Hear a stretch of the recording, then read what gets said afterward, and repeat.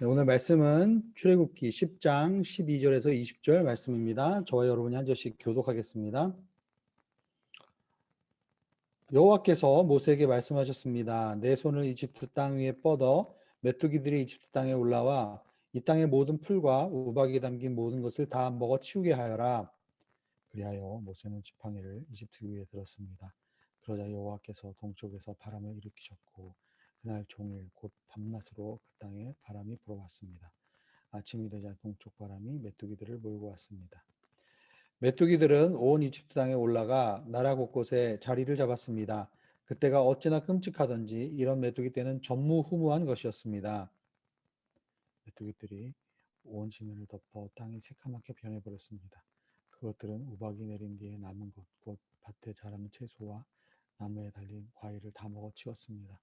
온 이집트 땅에 걸쳐 나무나 풀 할 것 없이 푸른 것이 곧 남는 것이 없었습니다. 바로는 서둘러 모세와 아론에게 말했습니다. 내가 여호와 너희 하나님과 너희에게 죄를 지었다. 그러니 내 죄를 한 번만 더 용서해 주고 너희 하나님 여호와께 이 죽을 재앙이 내게서 없애달라고 기도하라. 모세는 바로에게 물러나와 여호와께 기도했습니다. 그러자 여호와께서 서쪽에서 강한 바람을 일으켜 메뚜기 떼를 쓸어 가셨습니다. 그러고는 홍해에 던져 넣으셨습니다. 이제 이집트 땅에 메뚜기는 한 마리도 남아있지 않았습니다. 함께 읽겠습니다. 그러나 여호와께서 바로의 마음을 강팍해 하심으로 바로는 이스라엘 백성들을 보내주지 않았습니다. 아멘.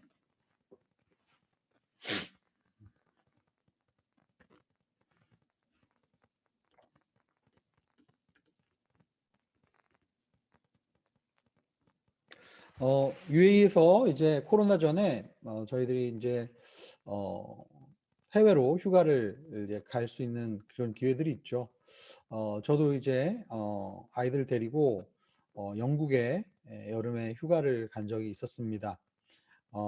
이제 런던에 제가 한 3년 정도 살았었기 때문에 런던을 이제 구석구석 가볼 수 있는 기회가 있었는데 아이들 데리고 이제 런던에 그렇게 큰 뭐 공원은 아닌데 제임스 파크라는 공원이 있습니다. 거기에 이제 자리를 이제 담요 같은 것을 가지고 주변에 이제 가게에서 샌드위치를 사서 물을 마시면서 그냥 앉아서 이제 점심을 간단하게 먹으면서 그냥 거기 앉아 있었는데 갑자기 그런 생각이 들었어요. 아, 내가 여기서 쉬고 있구나. 내 마음이, 내 영혼이 회복되고 있구나라는 그런 생각이 들었습니다. 왜 내가 그냥 공원에 앉아서 그냥 샌드위치를 먹고 그냥 가만히 앉아 있는데 왜 내가 쉬고 있다라는 생각이 들까라는 생각을 해봤어요. 왜 UAE에서도 내가 그런 생각을 하지 못했지? 라는 생각을 했죠. 근데 생각해 보니까 그 제임스 팍 주변이 다 푸르른 색이었습니다. 잔디도 그렇고 나무도 그렇고 모든 것이 아주 신선하게 다가왔어요. 그냥 푸르름 속에 앉아 있는 것만으로도 내가 쉴 수 있구나, 나에게 쉼을 주는구나, 이런 생각을 했습니다. 여러분, 사람에게는 우리가 살아가기 위해서 돈이 필요하죠. 그리고 우리는 인간관계에서 다른 사람들에게, 타인들에게 오는 인정과 격려도 필요합니다. 물론 인정과 격려만 필요한 것은 아닙니다. 때로는 질책도 받아야 되고 때로는 비난받을 때도 있죠.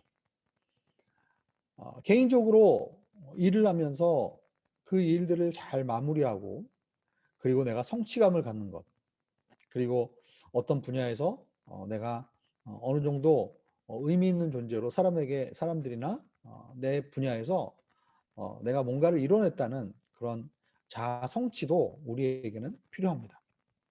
그러나 우리 인간에게는 푸르름도 필요합니다. 푸르름. 네. 이 푸르다라는 것은 무엇입니까? 푸르름이 무엇입니까? 자연이죠. 네. 그냥 누군가 손을 대지 않고 그냥 이렇게 딱 봤을 때 아름다운, 그냥 여유가 느껴지고 그리고 푸르른 것, 그냥 자연 자체 그대로의 모습, 그리고 그것을 푸르다라고 느낄 수 있는 내 마음 안에서의 여유, 가공되지 않은 자연이 만들어주는 그런 신선함, 모래 먼지로 인해서 온 땅이 그냥 뿌옇게 덮인 것이 아니라 비가 내리고 이슬이 내리고 맺히고, 그래서 모든 것이 씻겨 내려간 그 자연의 순수함, 그 푸르름을 느낄 수 있는 삶의 여유가 우리에게는 필요할 것입니다. 여러분, 이집트 카이로에 가보신 적이 있습니까? 저는 젊었을 때 20대 때 카이로에서 1년 산 적이 있었어요. 근데 최근에 몇 년 전에 카이로에 또 가봤어요. 근데 한 25년 전에 느꼈던 카이로, 그리고 최근 몇 년 전에 가본 카이로의 그 도시 전체에서 느껴지는 이미지는 똑같았습니다. 뿌연 이미지. 도시 전체 푸르름이라고는 전혀 느낄 수 없는 그런 우중충한 이미지. 이란의 테헤란이라는 도시에 우리 권사님들과 함께 한번 단기 여행을 다녀온 적이 있는데, 이란의 그때 당시에 이 알리라는 이맘이 이제 살해를 당했죠. 그래서 이 시아파 무슬림들이 어떻게 보면 제일 큰 명절로 지키는, 그런데 굉장히 슬픈 그런 이제 날이 있습니다. 도시 전체가 다 시커매요. 검은 천으로 덮고 사람들도 다 검은 옷을 입고, 마치 테헤란 전 도시가 상가집 같은 그런, 전 도시가 검은색으로 뒤덮여 있는, 전혀 푸르름을 찾아볼 수 없는 그런 곳. 아무도 손대지 못하고 아무도 다른 색깔을 입을 수 없는 그러한 도시의 모습. 이집트는 어떤 느낌이냐면, 이집트는 좀 청소를 해주고 싶은 그런 마음, 아무도 손을 대지 않고 쓰레기로 완전히 도시가 넘쳐나는, 그래서 정말 좀 뭐랄까요, 너무 더럽고 너무 우중충하고 너무 소망이 보이지 않는 그런 모습, 마음이 심란하고 아무것도 손댈 수 없는 그런 여유가 전혀 여유가 느껴지지 않는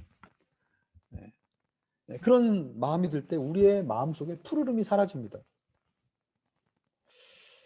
저는 이 푸르름에 대해서 생각해 보면서 우리 영혼도 그렇지 않을까라는 생각이 들어요.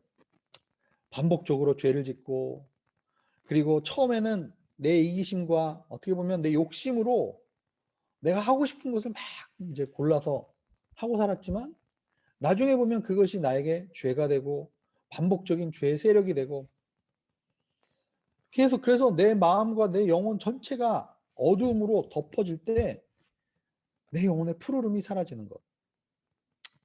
더 이상 쉴 수 없고, 더 이상 감사하거나 감상하거나 내 마음에 여유를 가질 수 없는 것.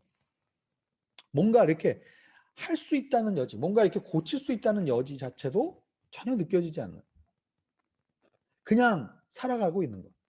그냥 생명을 부지하고 있는데 더 이상 소망이 없는 그런 상태. 뭔가 내가 인간으로서 살아가면서 호흡하고 느끼고 감격해하고 감탄하고 뭔가 감상할 수 있는 그런 것을 생각할 여유가 없는 그런 상태.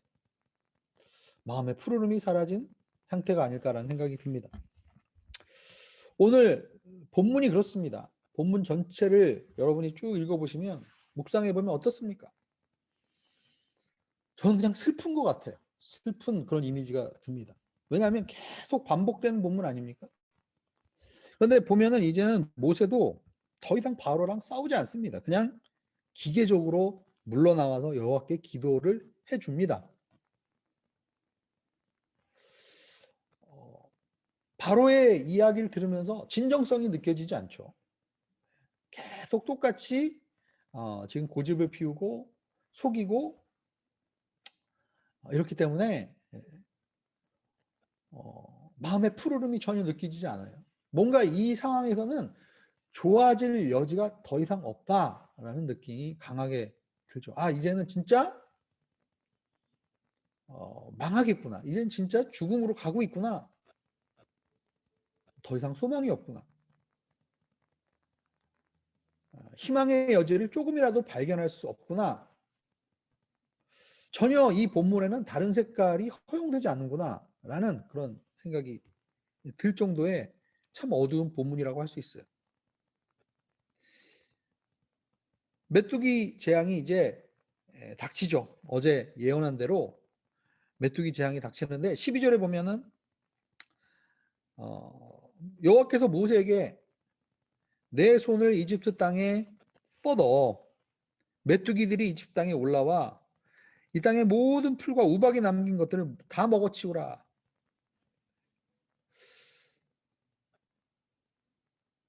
여러분, 내가 만약에 모세였다면 주님께서 이 12절에 말씀하신 이 말씀을 듣고 손을 이렇게 뻗을 때 어떤 마음이었을까요? 저는 이 반복적인 재앙을 통해서 계속 모세와 아론이 손을 뻗을 때 그 손을 뻗는 것이 과연 쉬웠을까라는 생각을 해봅니다. 왜냐하면 내가 손을 들어서 뻗을 때 점점 더 엄청난 일들이 일어나고 있기 때문이죠. 마음이 점점 더 분명히 모세도 어려워졌을 것입니다. 이제는 선택의 여지조차 없어요. 점점점 선택의 여지가 사라지고 사람은 정말 이렇게 같은 죄를 무한반복하게 질 때 문제는 뭡니까? 사람이 그 안에서 전혀 숨을 쉴 수가 없다는 거죠. 기계적으로 뭔가를 계속 반복해서 해야 하는데 거기에서 의미를 찾을 수 없을 때, 그러나 시작했기 때문에 끝을 내야 된다라는 것을 알고 있을 때 모세가 하나님께서 손을 뻗으라고 할 때 그 손이 얼마나 무거웠을까를 한번 생각해 봅니다. 분명히 그 손을 뻗을 때 얼마나 무겁게 그 손을 뻗었을까라는 생각을 한번 해보게 되죠. 13절에 보면 동쪽 바람이 불어와서 밤낮으로 그 땅에 바람이 불어오고 그리고 엄청난 메뚜기 떼들이 돌아옵니다. 어제도 제가 말씀드렸지만 작년에도 케냐에 엄청난 이 메뚜기 떼들이 농작물을 갉아먹었다라는 그 뉴스를 제가 여러분들에게 말씀드린 적이 있어요. 제가 자료를 찾아보니까 이 메뚜기들이 한번 오면은 5천만 마리가 온다고 합니다. 5천만 마리. 하룻밤에 이 메뚜기 떼가 갉아먹는 농산물의 무게는 10만 톤이 넘습니다. 과거에 이집트에도 이런 메뚜기 떼들이 출몰해서 농작물이 완전히 이제 다 한꺼번에 그냥 사라지는 경우들이 있었다고 합니다. 그래서 이집트인들은 만이라는 메뚜기를 다스리는 신을 믿었다고 해요. 그만큼 이집트 사람들에게는 메뚜기 떼의 출몰은 굉장히 두려웠던 것이죠. 그러나 그들이 섬긴 이 만이라는 신이 아무런 소용이 없었어요. 얼마나 허망하게 인간이 컨트롤할 수 없는 그런 동쪽 바람이 그냥 하루 종일 밤새 불어 닥쳐서 엄청난 양의 메뚜기 떼가 온 거죠. 사람의 노력으로 메뚜기 몇 마리는 이동시킬 수 있습니다. 그러나 수천만 마리의 메뚜기를 이동시킬 수는 없습니다. 여러분, 최근에 인도의 상황이 심상치 않죠? 제가 뉴스를 들어보니까 뭐 20몇만 명이 하루에 감염자가 나타났다고 합니다. 뭐 우리 유의에서 3천 명 이렇게 신규 확진자 나오는 거는 이거는 뭐 일도 아닙니다. 30만 명, 20몇만 명의 확진자, 그리고 20몇만 명, 30만 명의 확진자가 나오면 얼마나 죽겠습니까?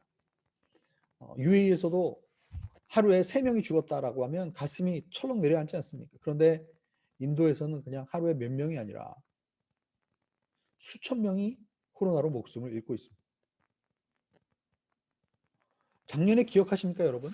작년에 코로나가 처음 시작할 때 막 다른 유럽 국가에서 막 난리가 났을 때 인도에는 확진자 수가 별로 없었어요. 그래서 사람들이 농담했죠. 카레의 파워가 아니냐라고 농담을 했습니다. 그런데 이제 동풍이 인도로 불었어요.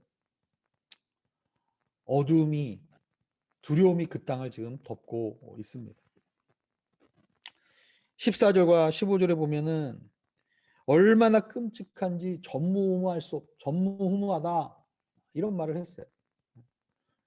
그러니까 하나님이 가지고 오신 재앙은 우리 인간의 상상으로는 상상이 안 되는 그런 재앙이라는 겁니다. 어둠이 덮어버리고 남겨진 그 우박장을 통과해서 남겨진 것들조차도 다 먹어치웠다. 그래서 15절 마지막에 보면 온 이집트 땅에 나무나 풀할 것 없이 푸른 것이라고는 남아난 것이 없습니다. 소망을 잊어버린 거예요. 희망이 없는 거죠. 푸르름이 사라진 거예요. 그냥 어두움이 덮어버린 거죠. 여러분 6.25 동란으로 우리나라가 전쟁터에서 완전히 잿더미가 되지 않았습니까? 폐허더미가 되지 않았습니까? 수많은 사람들이 죽지 않았습니까? 그러나 당시에 우리나라 사람들의 마음에는, 우리 조상들의 마음에는 푸르름이 남아 있었습니다. 그러나 요즘 어떻습니까? 대한민국의 부와 사치와 향락 속에서 우리 마음의 푸르름이 이미 오래전에 사라졌다고 할 수 있지 않을까요? 우리 마음에 이미 푸르름이 사라졌다면 우리에게 과연 희망이 남아 있을까요? 16절과 17절에 보면은 아까도 말씀드렸지만 바로의 변명이 똑같습니다. 지난번 메뚜기 때 재앙 때도 내가 죄를 지었다 라고 얘기합니다. 그러나 뭐라고 얘기합니까? 너희 하나님, 너희 하나님 여호와께 한 번만, 단 한 번만 봐달라고 얘기합니다. 여러분 우리 마음속에서 이 푸르름을 앗아가는 단어는 바로 이겁니다. 이번 한 번만 죄를 짓자. 이번 한 번만 타협하자. 이게 계속 쌓이면 어떻습니까? 마음의 어둠이 덮는 거죠. 바로는 분명히 알고 있어요. 더 이상 여기서 더 한 발짝 나가면 자기도 죽음의 구렁텅이로 간다라는 것을, 모든 것이 지금 희망이 사라지고 있지 않습니까? 먹을 것도 사라지고 모든 어두움으로 덮이고 있는 상황에서 이번 한 번만이라고 이야기하는 이 바로의 모습을 보면 마음에 슬픈 생각이 듭니다. 그리고 18절에 보면 모세는 바로에게 막 꾸짖거나 바로와 싸우거나 이런 얘기도 없어요. 그냥 기계적으로 여호와께 기도합니다. 이거는 여호와께 기도하는 게 선의로 느껴지지 않습니다. 그리고 19절에 보면은 메뚜기 떼가 서쪽에서 강한 바람이 일으켜 메뚜기 떼가 홍해에 던져 몰살됩니다. 나중에 우리 이집트 군대가 홍해에 마치 메뚜기 떼들이 들어가서 죽는 것처럼 몰살당하는 장면을 우리는 나중에 보게 되죠. 그리고 자기 주변의 사람들이 죽음의 구렁텅이로 가고 있는 것을 알고 있으면서도 이번 한 번만 피하게 해달라고 이야기합니다. 얼마나 우리 인간의 내면의 죄악이, 그 고집이, 그 이기적인 마음이 강렬한지, 그것을 끊기가 어려운지를 우리가 볼 수가 있습니다. 20절에 보면은 여호와께서 바로의 마음을 강팍하게 하심으로 바로는 이스라엘 백성들을 보내주지 않습니다. 주님께서 개입하셔서 바로의 마음을 강팍하게 하십니다. 그리고 이제는 이스라엘 백성을 놓아주지 않으면 안 될 절체절명의 상황으로 몰아가고 있어요. 그러나 결국 바로는 마음의 고집을 꺾지 않습니다. 오늘 우리가 본문을 묵상하면서 다시 한번 기도하며 나가기를 소망합니다.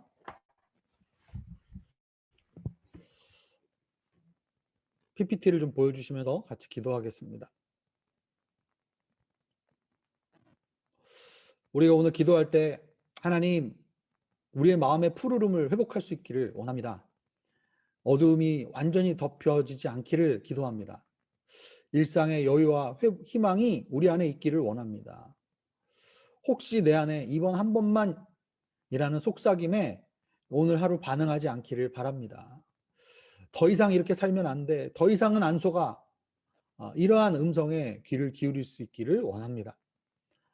특별히 코로나로 신음하는 인도를 위해서 우리가 같이 기도했으면 좋겠습니다. 그 땅의 어둠이 지나갈 수 있기를 바라고 푸르름이 회복될 수 있기를 원합니다.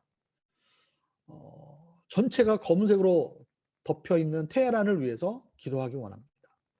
그 땅에 푸르고 푸른 예수 그리스도의 계절이 올 수 있기를 원합니다. 우리 이 시간에 같이 한번 기도하겠습니다.